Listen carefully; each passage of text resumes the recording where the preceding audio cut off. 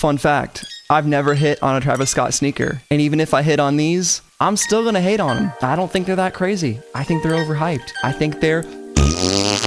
All right, what's going on YouTube? Now that I've alienated a portion of you from even considering interacting with my content, welcome in. In today's video, we're talking about a couple low-key streetwear drops that are happening this week. One of them is happening today in a few hours, so I'm gonna try my very best to get this out before that drop happens. We got sneakers, motorsport, and Miami Grand Prix themed drops. We got teasers, and we even got some spooky, scary skeletons coming out later this week. If you guys enjoy weekly Supreme and streetwear content, be sure to leave a like on the video, subscribe to the channel, and hit that noti bell so you can stay up to date every single time I post and go live. I go live every single Thursday for Supreme drops and occasionally for other big drops.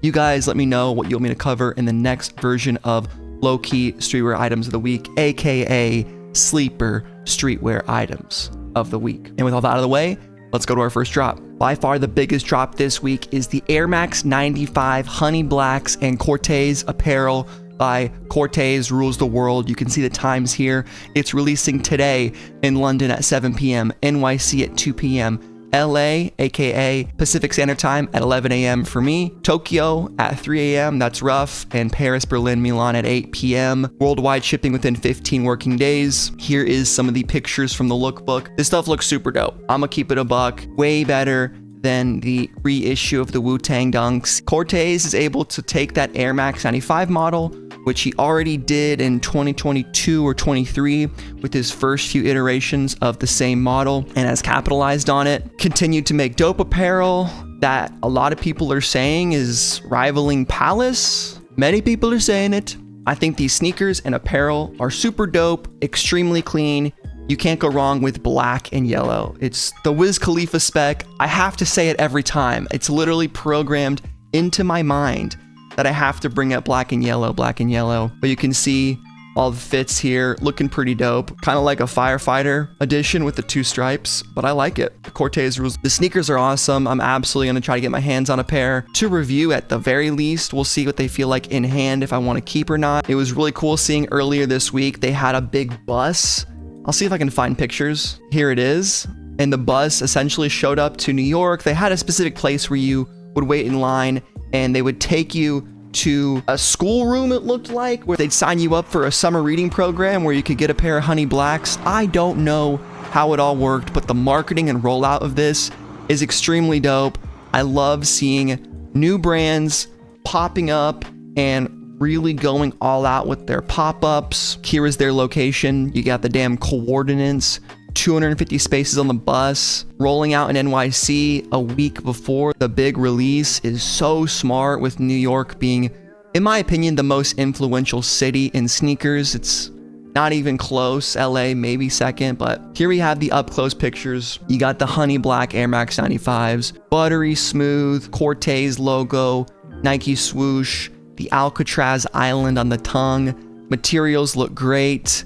Air unit featuring yellow. It's a 95. It's a simple sneaker, and believe it or not, I've never owned a pair of 95s. Might be criminal that I've called myself a sneakerhead for over 10 years, never had a pair of Air Max 95s, but for whatever reason, I just never bought a ton of Air Maxes. I was always Jordans, LeBrons, and then SBs, and Air Maxes just kind of took a back seat. We also have the zip up and sweatpants, long sleeve and short sleeve, another hoodie, might be the back of the same hoodie we looked at a second ago. The jerseys I think will do okay. I'm not really sure how Corteiz's stuff resells, so I wouldn't go after anything but the jersey to flip, because I think everything else could be difficult.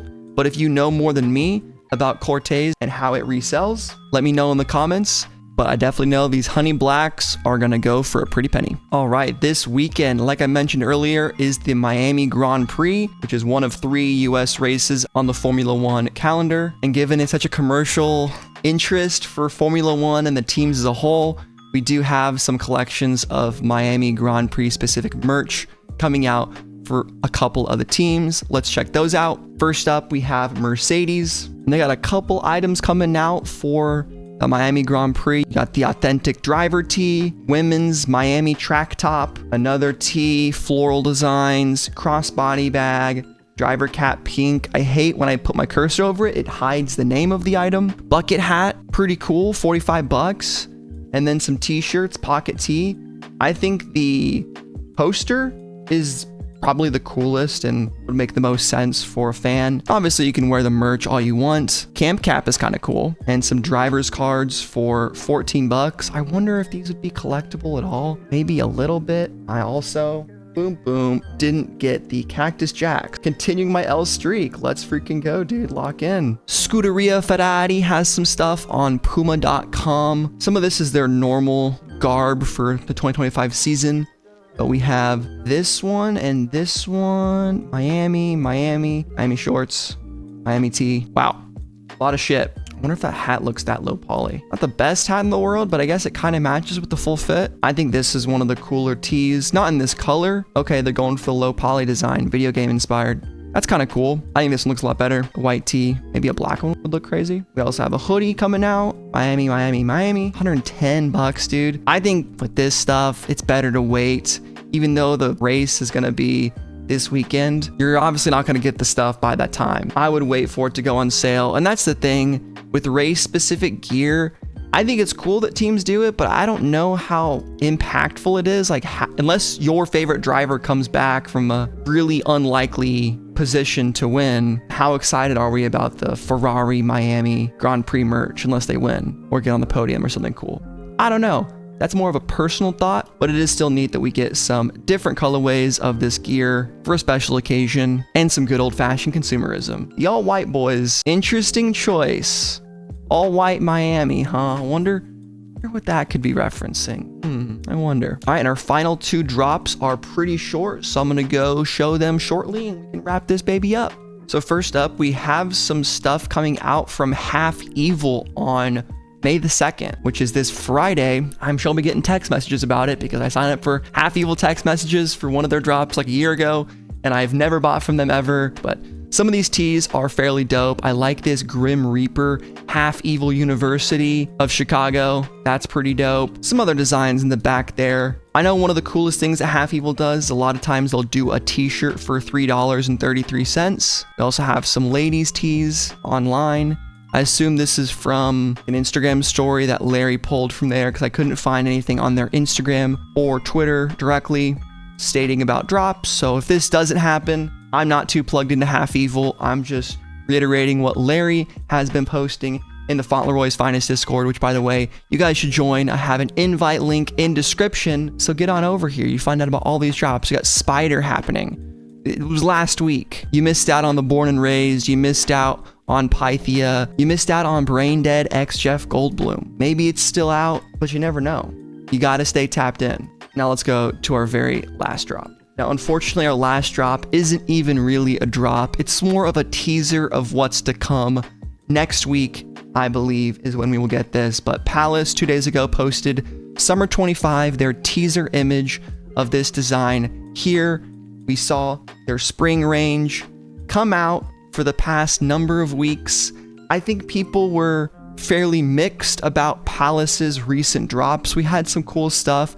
Palace Soul, I want to say, was this season. No, it started with, I want to say, Death Note was their first collab. Maharishi, Spring 25. CP Company, Doc Martens, and this was the last drop that just happened. Okay, never mind, but we'll get that popping off. Of course, we'll do a full range video, lookbook, breakdown, all that fun stuff, and we'll be continuing along, including Palace in each one of these videos. And before we get out of here, we can also see an Osaka store is likely going to be opening up in Japan.